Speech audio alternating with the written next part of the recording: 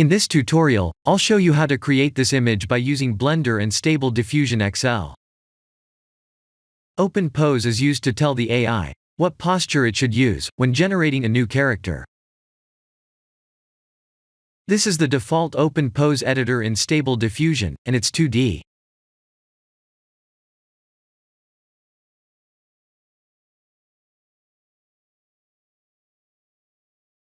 Please remember to match the width and height settings.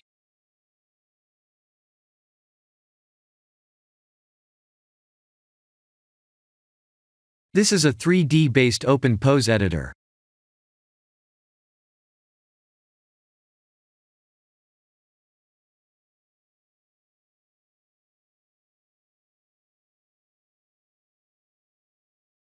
If we save and import this image as OpenPose in Stable Diffusion, the character will be generated with the same pose.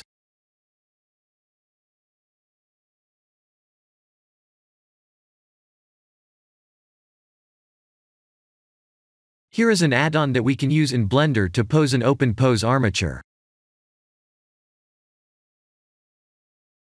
I'll add the download link in the description below.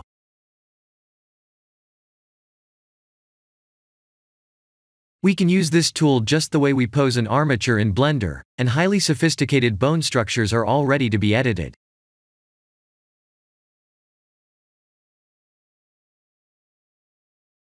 But no matter what editor we use, if we ask the AI to generate sophisticated images, it will miss the finger details.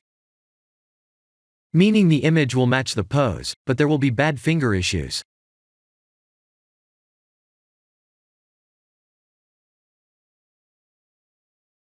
This character looks perfect, but it's got 6 fingers in total.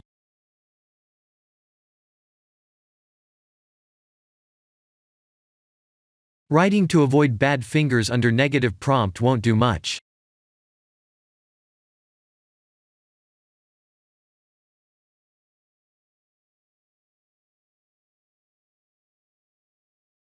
I have learned by using a lora called BadHands under negative prompt, we can reduce a chance of getting bad fingers.